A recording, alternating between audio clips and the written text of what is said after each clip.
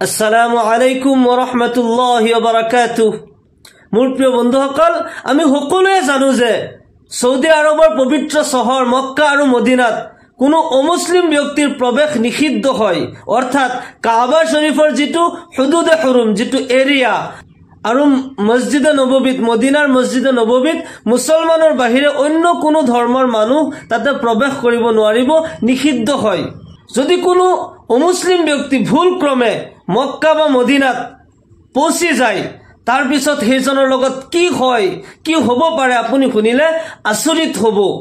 আজি এই ভিডিঅ'ত এগৰাকী হিন্দু মহিলাৰ কথা কম, যি নেকি নিজৰ নাম পৰিৱৰ্তন কৰি কাবা শৰীফ, আল্লাহৰ ঘৰ মক্কা শৰীফত উপস্থিত হৈ গ'ল। ইয়াৰ পিছত তেখেতৰ লগত কি ঘটনা হ'ল আপুনি শুনিলে আচৰিত হ'ব, আপুনি অত্যন্ত চিন্তিত হ'ব, আপুনি এই বিষয়ত চিন্তা কৰিবলৈ বাধ্য হ'ব।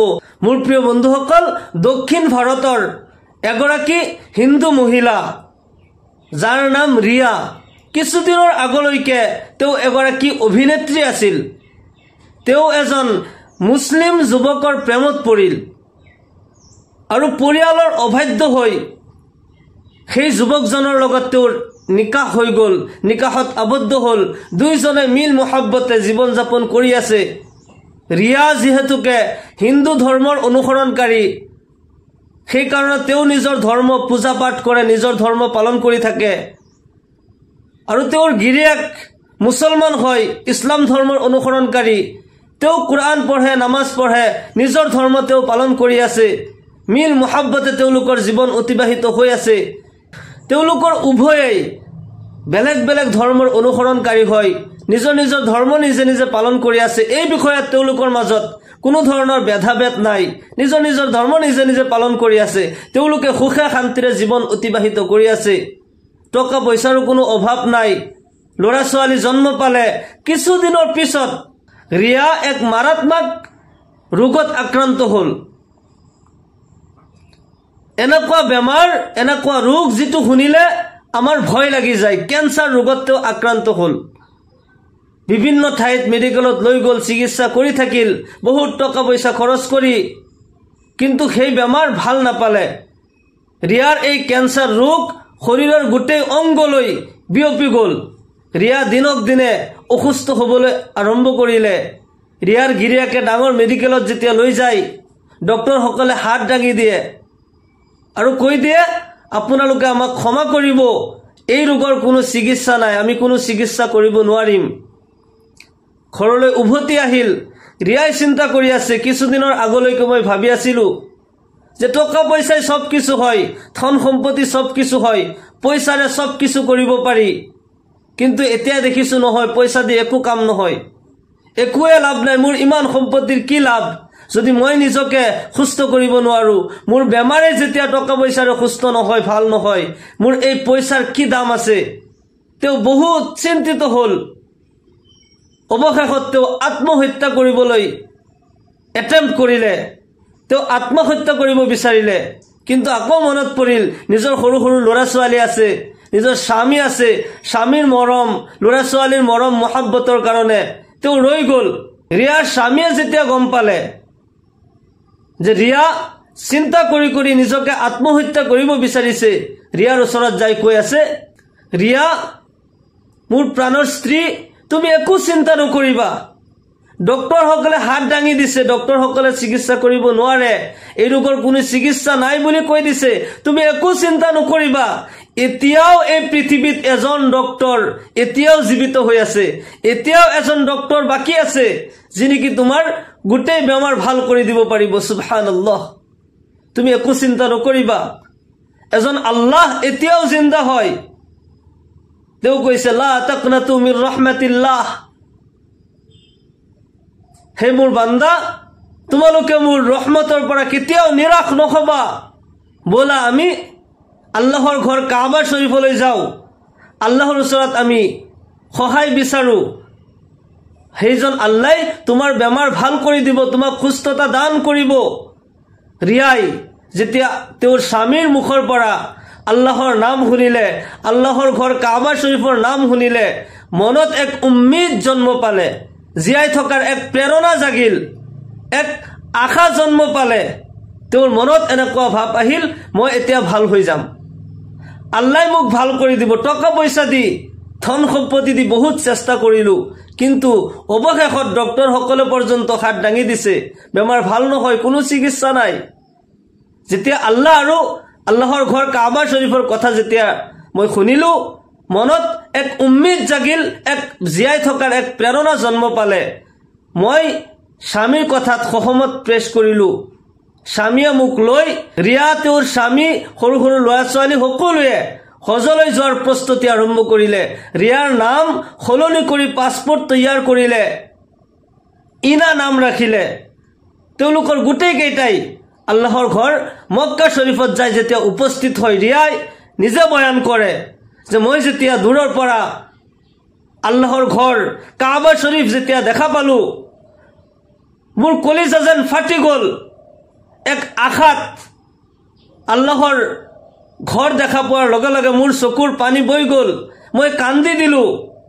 মই জীয়াই থকাৰ এক প্ৰেৰণা পালো যে আল্লাহৰ ঘৰত মই এতিয়া উপস্থিত হৈছো, আল্লাহ মোক নিশ্চয় ভাল কৰি দিব। মোৰ এই বেমাৰৰ চিকিৎসা এই পৃথিৱীৰ মই কতোৱে নাপালো, কিন্তু এতিয়া মই আল্লাহৰ ঘৰত আহিলো, আল্লাহ মোৰ বেমাৰ নিশ্চয় ভাল কৰি দিব। এক বিশ্বাস, এক ইয়াকিন মনত জন্ম পালে। ৰিয়াই হাত তুলি এতিয়া আল্লাহৰ ওচৰত দোৱা কৰি আছে, হে মোৰ প্ৰতিপালক, হে মোৰ সৃষ্টিকৰ্তা, মই জীৱনত বহুত ভুল কৰিছো। ইয়া আল্লাহ, মই জীৱনৰ সকলো ভুল তোমাৰ আগত স্বীকাৰ কৰিছো, মই নিশ্চয় অপৰাধী হয়। ইয়া আল্লাহ, তুমি মোক ক্ষমা কৰি দিয়া। ইয়া আল্লাহ, মই নাজানি জিহালতত পৰি মইতো ভুল কৰিলোৱে। ইয়া আল্লাহ, তোমাৰ দৰবাৰত মই উপস্থিত হলো। ইয়া আল্লাহ, তুমি মোক ক্ষমা কৰি দিয়া, তুমি মোক মাফ কৰি দিয়া, আৰু মোৰ এই বেমাৰ তুমি সুস্থ কৰি দিয়া, মোক তুমি আৰোগ্য দান কৰা। ৰিয়াই আল্লাহৰ ওচৰত দোৱা কৰিলে, নিজৰ ভুলবোৰ স্বীকাৰ কৰি তৌবা কৰি আল্লাহৰ ওচৰত বেমাৰৰ কাৰণে, বেমাৰৰ পৰা আৰোগ্য হোৱাৰ কাৰণে সহায় বিচাৰিলে, দোৱা কৰিলে। আৰু ৰিয়াই কয়, মই মক্কাৰ ডাঙৰ ডাঙৰ আলিমসকলৰ ওচৰলৈ গলো, তেওঁলোকে পৰামৰ্শ দিলে মই বেছি বেছি নামাজ পঢ়ি কুৰআন কাৰীমৰ তিলাৱত কৰি আৰু নবী সাল্লাল্লাহু আলাইহি ওয়াসাল্লামৰ ওপৰত বেছি বেছিকৈ দুৰুদ শৰীফ পাঠ কৰি থাকিবলৈ তেওঁলোকে পৰামৰ্শ দিলে, আৰু জমজমৰ পানী পান কৰিবলৈ ক'লে, আৰু জমজমৰ পানী দি মোৰ শৰীৰ ধৌত কৰিবলৈ ক'লে। মই নামাজ পঢ়ো, কুৰআনৰ তিলাৱত কৰো, তসবিহ তাহলিল কৰো, নবীৰ দুৰুদ শৰীফ বেছি বেছিকৈ পঢ়ি থাকো। কাবা শৰীফত যেতিয়া মই উপস্থিত হওঁ, সেই সময়ত মই কিছু অসুস্থ আৰু বেছিকৈ অসুস্থ হৈ গৈছিলো। সেইকাৰণে তাতে মোৰ কিছুমান চেহেলীয়া, কিছুমান বান্ধৱীসকলে মোক বহুত সহায় কৰিছিল, আৰু জমজমৰ পানী মোক পান কৰাইছে, আৰু জমজমৰ পানী মোৰ গাত ঘঁহি দিয়ে। মোৰ ভয় লাগে, নাজানি জমজমৰ পানী গাত ঘঁহিলে কিবা হয়। মই জমজমৰ পানী খালো, মোৰ মূৰৰ চুলি পৰ্যন্ত সৰি গৈছিল। মোৰ মূৰত যেতিয়া জমজমৰ পানী ঘঁহি দিয়ে, মোৰ চুলিবোৰ লাহে লাহে আহিবলৈ আৰম্ভ কৰে, মোৰ শৰীৰ লাহে লাহে সুস্থ হ'বলৈ আৰম্ভ কৰে। আৰু দিনক দিনে জমজমৰ পানী এইফালে মই ব্যৱহাৰ কৰি আছো, তসবিহ তাহলিল কৰি আছো, কুৰআন কাৰীমৰ তিলাৱত কৰি আছো, নামাজ পঢ়ি আছো। দিনক দিনে মোৰ শৰীৰ সুস্থ হ'বলৈ আৰম্ভ হ'ল। সুবহানাল্লাহ। আৰু কিছুদিনৰ পিছত এক পৰ্যায় যায় মোৰ গোটেই সম্পূৰ্ণ বেমাৰ আৰোগ্য হৈ গ'ল, মই গোটেই সুস্থ হৈ গ'লো। সুবহানাল্লাহি বিহামদিহি। ইনা যিনেকি কিছুদিনৰ আগলৈকে ৰিয়া আছিল, তেওঁ কয় মোৰ লগত সাক্ষাৎ হ'ল সেইসকল ডাঙৰ ডাঙৰ ডক্টৰ যিসকলে হাত দাঙি দিছিল। তেওঁলোকে মোক যেতিয়া দেখা পায়, তেওঁলোকে কয় তুমি সেই ৰিয়া হয়নে, যাক নেকি আমি হাত দাঙি দিছিলো, বেমাৰ ভাল নহয়, কেঞ্চাৰ বেমাৰ হৈছিল? ইনাই উত্তৰত কয়, হয় মই সেই ৰিয়াই হয়, যাৰ বেমাৰ ভাল নহয়, কোনো চিকিৎসা নাই বুলি আপোনালোকে হাত দাঙি দিছিলে। মোৰ বেমাৰ আল্লাহ ৰব্বুল আলামিনে আৰোগ্য দান কৰিছে, মোক ভাল কৰি দিছে, মই এতিয়া সম্পূৰ্ণ সুস্থ হয়।